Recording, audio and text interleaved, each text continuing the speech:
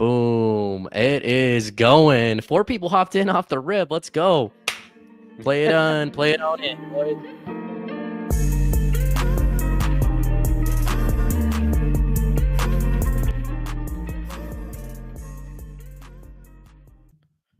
Man, welcome into the Daily Wolves courtside. We are live. It is a win. The Minnesota Timberwolves actually pulled out a win, unlike the Milwaukee Bucks game.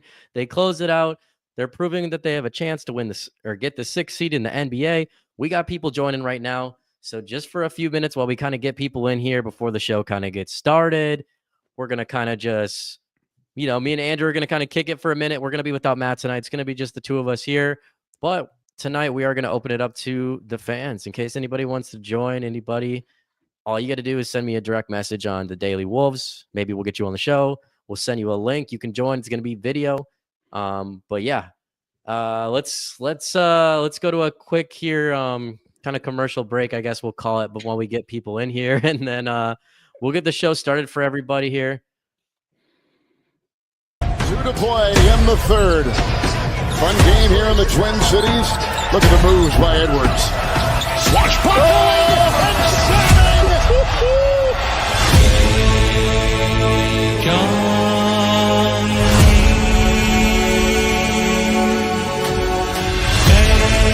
and Anthony Edwards skies.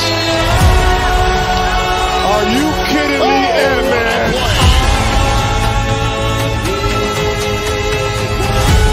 Edwards! Yes, sir!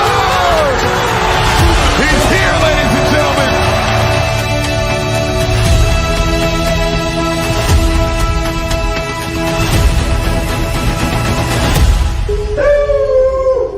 There's some ball players right there, bitch. You got some ball players, bitchy. That's right. We got some ball players out here. Finchy, it's another win, Andrew. We're kicking it today. We got comments starting to come in. Shout out to everybody joining. Shout out to everyone who follows us here at the Daily Wolves courtside. We hope you enjoy our content. We're bringing you the biggest live Timberwolves postgame show out there right now. Right off the rip, big dubs from Ethan. We love that. Let's see. We got some more questions coming in the comments, which we'll answer in a few minutes.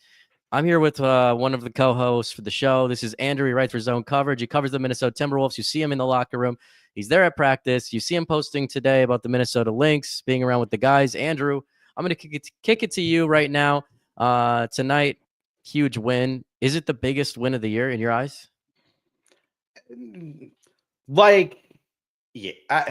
Yes. It's the biggest win of the year because they needed this one. If they lost this game, they're a play-in team. Mm-hmm. Their path of getting out of the 7-8 spot if they lose tonight is it's gone. Because they win the game, they are back in control of their own destiny. If they win the final 2 games of the season, they're the 6th seed. No matter what happens, the Nuggets play Memphis, Golden State plays the Clippers. 2 teams will lose, and right now that's all they need is 2 of those 4 teams to lose. Wolves win out, they're the 6th seed. That's the path. So, yes, it's the biggest win of the season. I would say, play-wise, they had the 52-point quarter, which is awesome. Ant drops 44, which was awesome. Randall looked great. The defense in the third quarter, changed on a dime, which is, for people that are this team in the playoffs, what's it going to be like? That they can adjust to pretty much anything. They started going zone, which is kind of funny after zone killed them in Milwaukee. But biggest win of the season, as how is this team performing? I would still say the Denver game in Denver. I thought that game was bigger. The big comeback against Oklahoma City, I think, proved a lot of stuff. There's been other games that personally I think have meant more to what this team could be. But this game, season on the line, they showed up. And even when, the defense was, let's just be honest, it was pretty abysmal in the first half. Mm-hmm. Even through all of that, they were playing good offense. They were trying to match bucket for bucket. And then in the third quarter, they just said, no, we're winning this game. And it's weird in the NBA because a run's always going to come, right? If team's up 20 in the fourth quarter, the other team is going to make a run. It's just one human nature. When you're up 20, you just let your foot off the gas a little bit. 2, it's the NBA. I mean, teams are launching threes. The Grizzlies were playing so fast. It was bound to happen. But the Wolves closed it. I know it didn't get to crunch time, but other than those 2 awful turnovers by Randall and Edwards, they closed great. Like 4 minutes of near perfect basketball. And I mean, you look at the other teams, like Ja Morant gets called for a tech and also like launches a contested 3 thinking he's going to get a foul. I can't remember who smoked a layup with like 3 minutes left, but like right hand, no one contesting. Someone from the Grizzlies smoked a fast break layup. It's just the nature of the NBA where like some mistakes are going to happen, but credit to the Wolves. When the game really came down to it, Finch put the ball in Mike Conley's hand, started running pick and roll with Gobert, started picking on the weak link with Desmond Bane and going to Randall in the post. I think it was a game that people can be really encouraged by. Yeah, and I think like you said, they start the game going toe to toe, bucket to bucket. Ja Morant, Anthony Edwards. It was like pay-per-view. It was something that it was amazing as an NBA fan to sit back and watch these 2 juggernauts go at it. They're athletic, they're fun, and it was just high scoring. I mean, in the first half, the Grizzlies had 65. They shot 65% from 3, just absolutely incredible. Minnesota was still shooting 40-something% as well, like 44, 42. So they were shooting really good too. It was just like blow for blow in the defense. It just wasn't there in the first half. But then they kind of come out here. They put the clamps on like we've seen before. They start shutting things off when times are coming. I will say this, like as like a critique side, is like it does seem like this team does that where they come into a game, Andrew, and they feel like they're the superior team in their head and that they know at the end of the game they're gonna just win it. And they're just such a great team and they're that confident that sometimes it almost feels like they feel like they don't need to put that effort in the first half, maybe on that side of the ball, and they don't really care. And then all of a sudden you see it in the 3rd or 4th quarter. That's how Minnesota's ended up in so many clutch times this year. And then they're kind of like, oh shit, we've run out of everything. Oh crap, this is actually crazy. Wait, they weren't supposed to hit that 3. Even when I'm contesting, they're hitting shots. Oh no.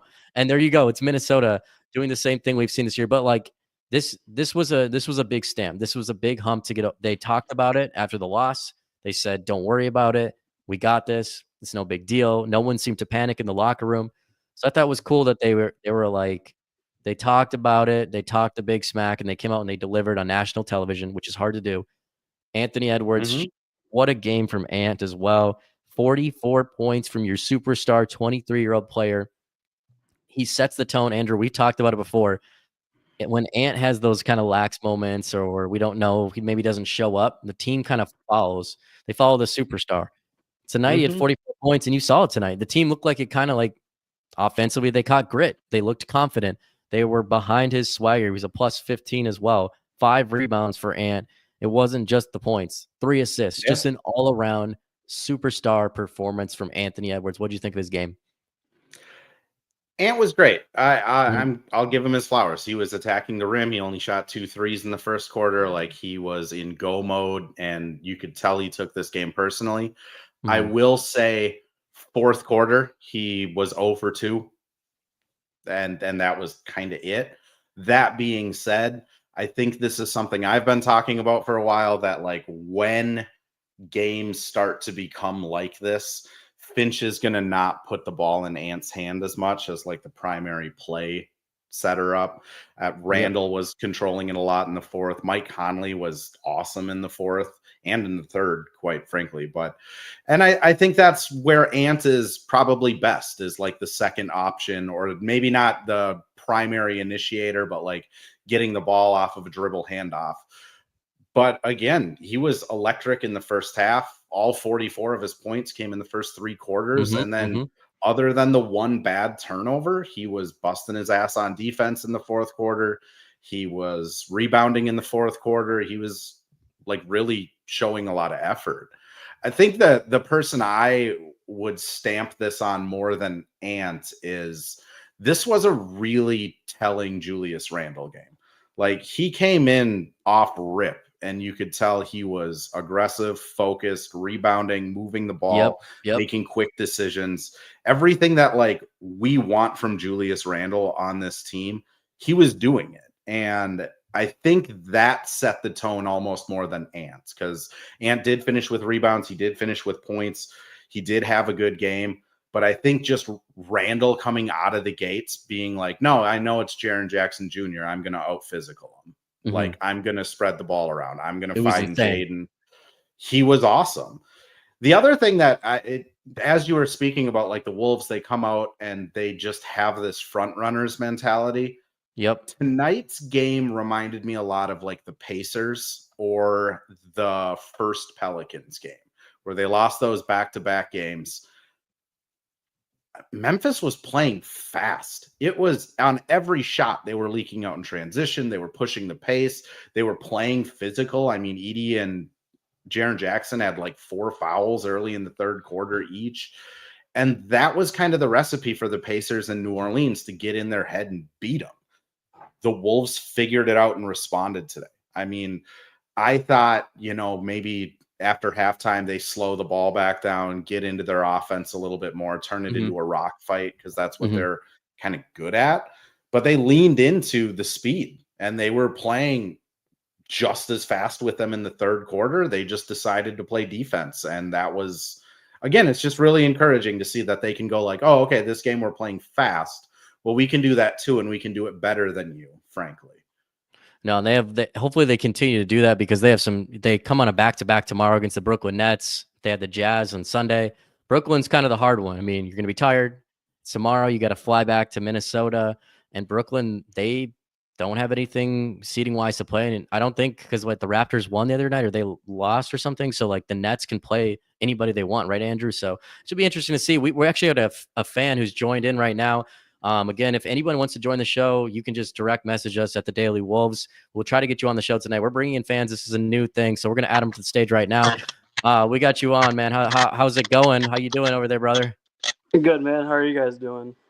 Hey, we're doing good. What do you think of the biggest win of the year potentially this year? And Anthony Edwards, obviously tonight putting on a show, brother. You saw it, and the team really came together. They won in a kind of a must-win game. I mean, what does this say about the Timberwolves to you? And kind of like, do you have belief in them going into the playoffs potentially? Yeah, I mean, as a lifelong Wolves fan for 27 years now, that last game was tough. Mm-hmm. I mean, I've witnessed some really like crushing losses, like just Wolves, Vikings, Twins, like whatever. And that was like, oh my gosh, like that like topped everything. But yeah, so like going into the fourth, I mean, I think I can speak for a lot of us. Like we weren't necessarily comfortable with the lead that we it was had. Scary but for sure. For sure. I mean, it's good that we pulled it off. But I mean, one thing that I do want to say, like, I feel like we could do a better job at learning to just try and bleed the clock. Like, I feel like we rush shots. Like, we had this huge lead in the fourth, and we're just rushing like threes for. Like, why? Why are we just like waiting until the shot clock is like 5 seconds and then, driving or, not taking a three with 15 seconds left in the shot clock? Like that just gives them a chance to I agree, 100%. Get another possession. So, but yeah, I mean, I think it's a great win. I mean, I have belief still. I can't not have belief. So. I mean, you're a Minnesota fan, so yeah, that's how every team is here. Every year we do that with all our teams, and one of these years, hopefully, we get it. The Twins are the only team that have won so far. We got to have the other teams come to the party eventually. Why not Minnesota Timberwolves? Let's. I mean, we have Anthony Edwards, right? So let's continue. Let's continue to hope, right? But I guess how long? I guess I always like to get people's perspectives of like how long or when did you become a Timberwolves fan? I guess. Yeah. So like I live in Houston. I grew up in Minnesota, but I'm in Houston, which is tough because Houston sports fans are just so annoying. Yeah, of course. So annoying down here. But no, Kevin Love. I really liked Kevin Love. I mean, Wally Zerbiak was my favorite player, like as a kid watching him. But I think I fell in love with the Wolves like when Kevin Love came along and he was like just dominating, like on the boards and shooting threes and everything. Like this big dude can like really carry us. But I mean, he went to Cleveland? He went to Cleveland from Minnesota. But yeah, I mean, I would say I was probably like 14 or 15 when I first like. All right, I like this team. I like this team. So. Man, it's so fun to watch, and I like to hear people's stories.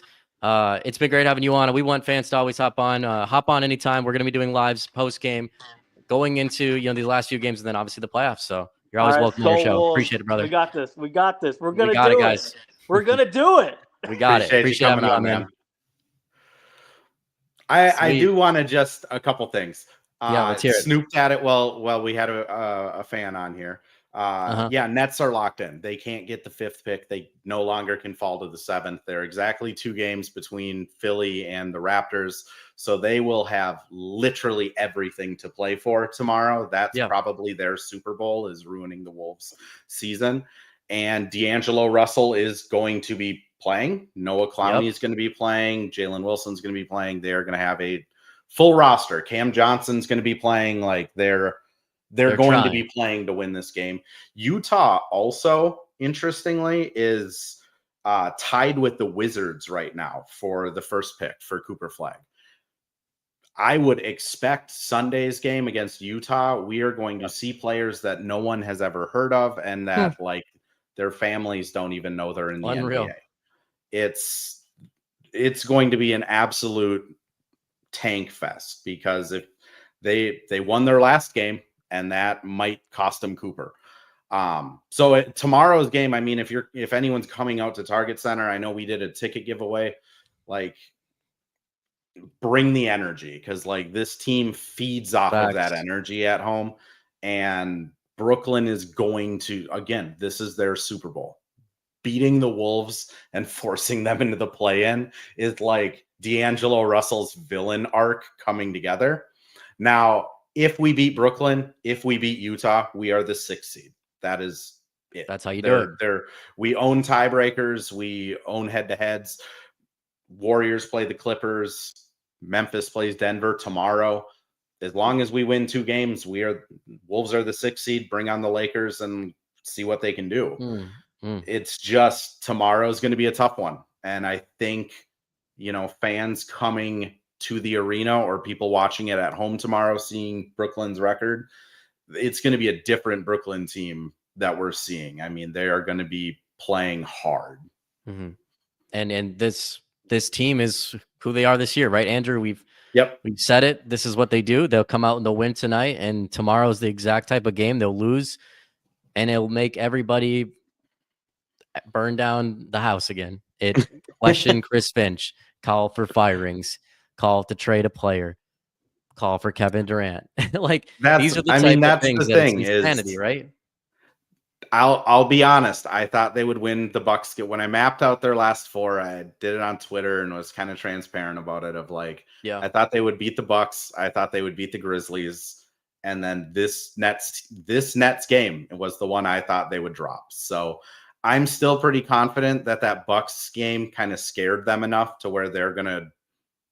I mean, think of it this way: all of these guys are like early 20s. Or most of these guys are early 20s. Mike, Joe, and Rudy are like late 30s. Everyone wants a week off. Everyone wants a week off to just hang out with their families. Yeah. Even if it's seating aside, play Call of Duty. Like, they're going to be playing hard because they want a week off too. I think if they win tomorrow, I have them just, no matter what, like you said, beating Utah, because Utah is going to be playing. I mean, I might play for the Jazz on Sunday because I'm going to the game, and they have DM'd me. They've offered me a position on the team. I don't know if I'm going to take it yet, but the Jazz are looking. And guys, they might have 25 people on their injury report. Again, that game on Sunday is going to be for the 1st round draft pick lottery ping pong balls. Yes, they cannot win it. No, they cannot win it. So we'll kind of see how it goes before we kind of keep going in the show. Guys, we love our sponsors here at the Daily Wolves Courtside. We're always looking for new sponsors. So if you're watching, if you're a business, shoot us a DM. We'd love to potentially work for you, but put up with the quick ad read real quick, guys. We'll be back real quick here. Today's show is also brought to you by Better, the sports betting app brought to you by Jake Paul. Sign up with our code, TheDailySPN, to get a deposit match up to $200, meaning if you deposit $200, Better will match that and give you $200 in free bets. Better is currently available in 34 out of the 50 states in the US, including Minnesota. If you see your state in the purple, that means you are eligible to download Better and start winning money today. Me personally, I usually find myself taking Anthony Edwards over on 3-pointers made, which I'm actually taking tonight against the Thunder, along with Jalen Williams to go under 24.5 points plus assists. Again, sign up with the code TheDailySPN, all one word, to receive a $200 deposit match and start winning money today. Shout out to Matt for the promo video. My guy's Hollywood, even though he's not here. Matt is literally Hollywood. We love from a deep trance. He woke up mid slumber. He Bro, woke up to do an ad read. He's already passed back out. It's crazy. Dude, honestly, what a goat. Honestly, what a goat. Yeah, but we'll get into the rest of the show in a second, and the rest of the players that made an impact on the Minnesota Timberwolves big win tonight, guys, and kind of go through some more stats. But we got an unboxing to do, boys, ladies and gentlemen. We're here. Oh God, we got a new shoe that came in. We got sent a pair of unreleased Anthony Edwards shoes. I know my mic's gonna go in and out real quick, but let's kind of open these bad boys up here. Let's see what we got here, boys. Let's see what we're cooking in here, ladies and gentlemen, because these are beautiful and they release very soon here. I'll go over the release details for you. Everybody loves Anthony Edwards. We got a pair of the AE1 lows that just came in. Look at these unreleased shoes. Kind of got that Easter swag, man, but I absolutely love sneakers. So way to put it in there. And of course, Anthony Edwards, that's the guy, man. These shoes are going to be available on Adidas, I believe, Champs, Foot Locker, I think. But for sure Adidas, that's kind of where I would kind of steer towards. And they're going to be coming out April 13th. So that's going to be pretty soon here, guys. It is April 10th today. So definitely be on the look for that. In person, they're amazing. The quality's A1, and he does a great job. I have multiple pairs of different AE1 colorways. But we wanted to show you, yeah. Let's go into the rest of the stuff I got on the team. And Andrew, let's take a look at the stats, man, because Julius Randle, like you said, an amazing first half here to the game. I thought Julius Randle, Andrew, came out the gate and he had an MVP performance in the first quarter. I mean, I haven't seen Randle play like that all year. He was distributing at an elite level. He was scoring, and he just looked absolutely unstoppable. Obviously, him and Anthony Edwards came out the gate really good, but Randle ended the game with 31 points. Good Lord, this man has been playing and he's been balling out. At plus 18 for him, 5 assists, 10 rebounds. That's an all NBA performance, not just a star performance. That's you're making the All-Star team and you're one of the best players in the NBA kind of performance. I mean, he was just all over the floor. What do you have to say more about Julius Randle's impact over the last 3 months here of the season? I mean, I think his impact is attributed to, like, he genuinely has bought in.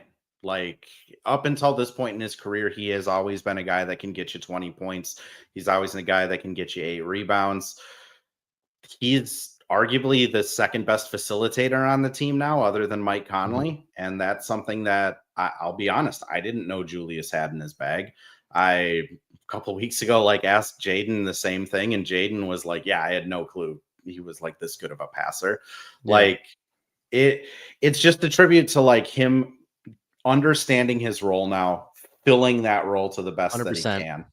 And let's be honest, he had a pretty bad game against Milwaukee. He didn't really show up for it. He was, you kind of forget he was out there a lot of times, had 5 turnovers. It means a lot to respond like this. Obviously, whatever Finch said in between the games, or whatever Julius told himself he needed to do, he came out this game and he was the reason that this didn't turn into a 15-point deficit at halftime. Yeah, I agree. Again, fourth quarter, he has that weird turnover off the double, which so weird. Yeah.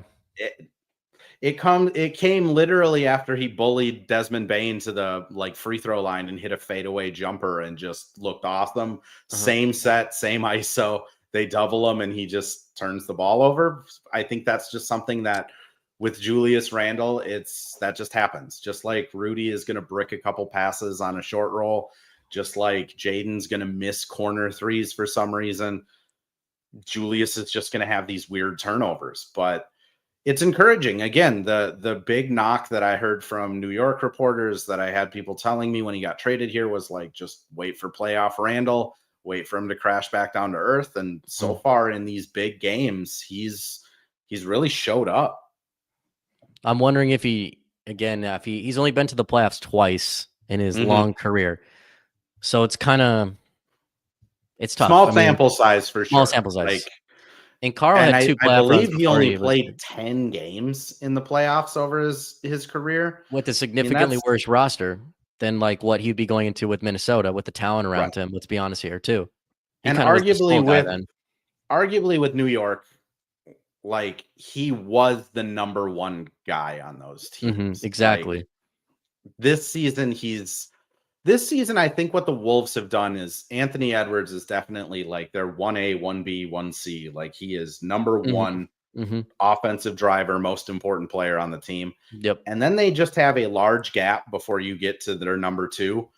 And they have Julius, they have Jaden, they have Rudy, they have Nikhil, they have Dante, they have Mike. They have 7 different guys that can show up and be the second best player in any given game. That's great. Sometimes it's also kind of infuriating sometimes because you don't know who's going to show up, who that person is going to be. So the reliability is kind of frustrating where you'd like to just pencil Randall in as the second best guy. I think since January, he has been the second best guy. But if he isn't, if he has a bad playoff game, there's enough people on this team. I mean, we can transition into Rudy. Like I thought Rudy for like having to sprint full court the entire game really had a good game. Like he had a couple nice little pocket passes from Ant that he dunked in. Yeah. Mike found him on kind of that game sealing dunk. I mean, how many times have we seen Rudy in these type of matchups where he's just gassed and kind of checks out? Whereas tonight he was up until the 3 minutes left in the game, still setting hard screens and rolling. I mean, he hasn't really been gassed in these handful of games right here. He's been playing unreal in the last 7 games or so, 8 games. He's been absolutely elite, and he looks so much healthier. Weirdly, like, I mean, he had the little bit of he was out for a bit. He came back. We all know Gobert's offseason stuff. He plays. He doesn't always rest. There's the concerns with that. It's a year older for Rudy Gobert. How do you match last year's? And earlier in the year, he didn't look the part. He looked like he was falling off. But over these last handful of games, he's becoming the Rudy Gobert we saw last year. An absolute dominant force in the NBA. The Utah Rudy Gobert is coming out to play. This dude looks incredible. So, like, he's a game changer. He's a floor, a ceiling riser for the Minnesota Timberwolves. And if he's playing at this rate, they're going to be a really good team if they go to the playoffs because he's involved now, Andrew. He gets involved in the offense. You're seeing it. Like you said, sprinting the court, didn't look tired at all. Looks dominant physically. 13 points, plus 17 for Rudy Gobert. 4 assists, which was amazing. I saw him making multiple assists in this game, including the one at Jaden McDaniels where he was slashing. 8 rebounds for Rudy Gobert, which is probably one of the lowest games he's had rebounding in a long time, but he's been awesome. Like, he's just been amazing. And he's even been handling passes better, which is something that I think a lot of fans are. It's tough because you just want Gobert to hand, like, how can't you hold the ball at this point in your career? But he's been doing it. He gets to the free throw line quite frequently in games too. And I mean, he's at least making one of the two most of the time. And that's kind of what you can ask for at this point from Gobert. I mean, he's been awesome. So I also thought Mike Conley tonight had a really good game, a sneaky, under the radar, good game for everybody. Actually, plus 27 for Mike Conley, led the entire team in plus minus. Andrew, that's your boy, Mr. Mike Conley, Mr. 37-year-old. How did you get it done tonight for you? His third quarter numbers, just real quick, because like the advanced stats are ridiculous. Third quarter, he played 6 minutes, 36 seconds. He was plus 23. His net rating was plus 149. His net rating was basically like, 50 points better than like the Wizards on a random day. Like, his offensive rating in the third quarter was 213. Double what the Wolves normally have for an offensive rate. Like, he was just awesome. He was in the right place every time. He moves the ball. Like, he genuinely is a true point guard, like one of a dying breed of type of player that just wants everyone to get involved, moves the ball, knows who needs it, knows who's starting to get checked out, needs a touch. And he was awesome. I mean, we've kind of been saying it the last month and a half, but now that Mike Conley is looking like he's fully healthy, he's shooting over 50% from three over like a considerable sample size now. They got their point guard back. Now, the tricky part with that is Mike Conley can't play 40 minutes a game anymore, and that'll be the playoffs, and that'll be a problem for him there. But right now, like 26, 28 minutes a game, Mike Conley is awesome. He's awesome. He has been awesome. I think we can hopefully get Dante to come back on. I thought he was awesome against the Bucks last game. He was okay in the beginning of this game. Quiet game for Dante, only 9 points. Was a -7, 4 assists. Just a quiet game for Dante. Also, Nikhil, a little bit of a silent game for Nikhil. Still ended with 10. Again, they're not having bad games at all. It's just kind of quiet. It didn't kind of come on until these little points in the game, but those two are going to be huge if it comes to the playoffs. Like you said, can't expect Mike Conley to be out there all the time. These two are going to have to step up in big games. I'm really confident Dante DiVincenzo's that guy. I really think he's the playoff riser. I think it's been proven now. Go look at what he did in average last year for the Knicks throughout the playoffs. He's a dog. He's just a hustler. He's going to talk smack once you get into a series. We already saw Dante get in the fight with the Pistons stuff. Wait till he gets in a series and he sees the same team over and over and over. I mean, Dante's that guy. I can't wait to watch this team play going on here. But again, we can't get ahead of ourselves here, and everyone watching, we can't either. We know this team. They might come out and lay an egg tomorrow. If they take care of the last 2 games, they're going to make the playoffs as a 6th seed, just mathematically, again, because the Nuggets and the Grizzlies play on a back-to-back tomorrow night. One of the two is going to lose. Doesn't really matter who loses at this point. It's going to help the Wolves out, right? Then, again, people have talked about it the last game of the season. The same time it tips off, I think, when the Timberwolves tip off on Sunday. I believe they moved it to national TV. It's going to be the Warriors and Clippers facing each other. And again, those two teams, one of them has to lose. Therefore, it's helping Minnesota out. So those are that's the reason why if you beat Memphis tonight, you pretty much, you're getting the 6th seed basically. Yeah. But you have the upside to even maybe get the 5th seed. Could potentially have the 4th seed too. You'd have to have things fall incredibly right for you to get the 4th seed. But it'll be interesting to see. Getting the rest, I think, is huge. I'm really scared to play Luka and the Lakers. If I'm going to be honest with you, terrified. Every night I go to sleep, I'm terrified, but I guess we'll kind of see how it goes. Before we continue real quick, again, we're just going to go into a quick little ad read for you guys. What's up, Minnesota fans? Many of you know that I help fans get tickets into games, and now I'm giving you an opportunity to get tickets to any sporting event you want, not just basketball. We're talking football. We're talking hockey. We're talking soccer, man. Any sporting event that's in town, or maybe it's a concert. All you have to do is use my promo code, TheDailyWolves, all caps, on SeatGeek. That's right. I partnered with the SeatGeek app. You can download it on iOS or Android devices. You can find it on your web browser at SeatGeek.com. Check it out today. Enter my promo code, TheDailyWolves, and get $20 off your first order. Yeah, man, it's not easy. Shout out to SeatGeek for linking with us. We appreciate them. Evan, I do want to just there's a comment on Twitter from a Turner Trey. What will it take for Gobert to sustain his best effort like tonight? Honestly, Gobert is a very high floor player. When Gobert isn't feeling like at his best, he's still a solid asset to the team. Yeah. But when Gobert is involved in the offense, when people are finding him on a short roll, which short roll just in layman's terms is when there's a pick and roll, Gobert does like a beeline to the hoop, and it's just kind of a short roll into like a layup or a dunk. When Ant's finding him on those, when, Mike's finding him on those, when they're drawing up like designed plays to just try and get him the ball, his defense goes way up. And I think it's just part of human nature. If you're the guy that has to guard the biggest dude on the other team for 30 minutes, you're setting screens, you're getting bumped into, you're getting ran into, people are stepping on your feet. He gets hit in the head like 3 times a game. and you'd never touch the ball on offense, it gets pretty old. But when the Wolves are able to draw something up, when Ant's looking for him, I mean, he gets hyped. You hear it, especially at home. Yep. When he gets a dunk, the crowd pops like it's a WWE event. And I think that's honestly the biggest thing that they need to do for Rudy is just keep him involved.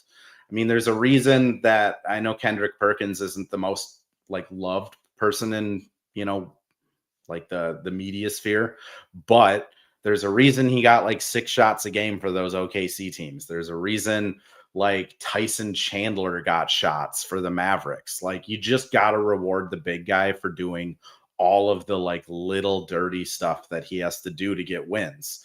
So for me, that's something that I'm hyper aware of when I'm watching the first quarter of a game of, are they 100%. trying to get Rudy the ball? And if they are, that's usually a good sign for their defense. And that's why he's taken his game to where it's become now, because he feels involved. He gets hyped. You see him with those dunks. When he gets them, he'll flex. Tonight, I thought he had some really emphatic dunks. Like, you can tell he doesn't just do his little layup or his whatever his little putback is. No, he'll like throw it down for no reason. It's so obnoxious. I'm sure everyone on the team is like, this guy, my God. That's probably why D'Angelo Russell, that's probably why D'Lo didn't get along with him to the best of his abilities. But I mean, he's on the Wolves team, and he does so many of the things that are unappreciated. He sets those amazing screens every single night. Watch the way Rudy Gobert runs, angles people off with his body on screens. Watch how he angles people when he's defending, even if he's slower than them. He will just, it's incredible how he'll shape his hips to make a defender go a certain way, how he recovers. He does so many of these weird things. There's a lot of, as Michael Grady would say, the never minds. Every single night I saw it. Last game against the Bucks, I saw it as well. But it's just like, yeah, when Gobert feels this way, he takes the team to a new level. Obviously, last year they were a Western Conference Finals team when Rudy Gobert was playing at an all-defensive level. I think he's playing it that way right now. So really, we'll see kind of where they can go. It's going to be interesting going to the playoffs, because now you have Dante instead of Cat. Now you have Randall instead of Cat going into the play-in and playoffs. The ceiling, in a weird way, I think it's higher. Like, I think the ceiling is higher for the Wolves because of those two. Now, I will say this. I think Cat's floor was just like, there was an immediate floor that just was right.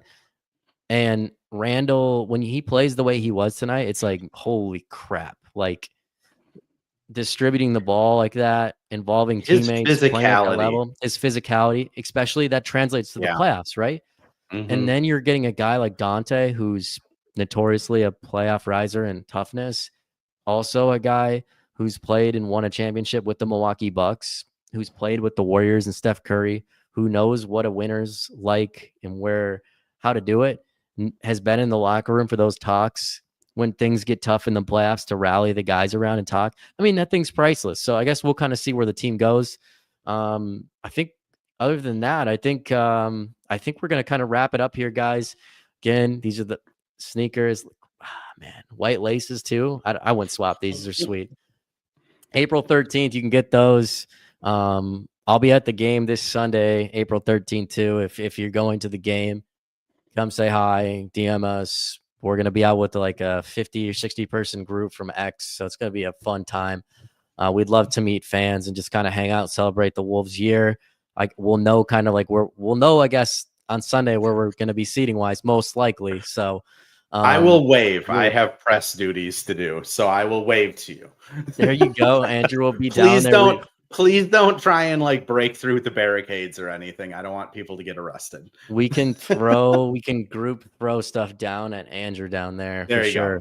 Even Matt will be there, so that'll be fun. So yeah, we appreciate everyone for joining. Thank you all for following us. Obviously, we're the Daily Wolves Courtside. We're on Apple, Spotify, Instagram, TikTok. Please give us a follow on there. We're also on YouTube at the Daily Wolves. If you search it up, we'd appreciate it for sure. Until next time, guys, and until the live tomorrow night, go Wolves. Go Wolves.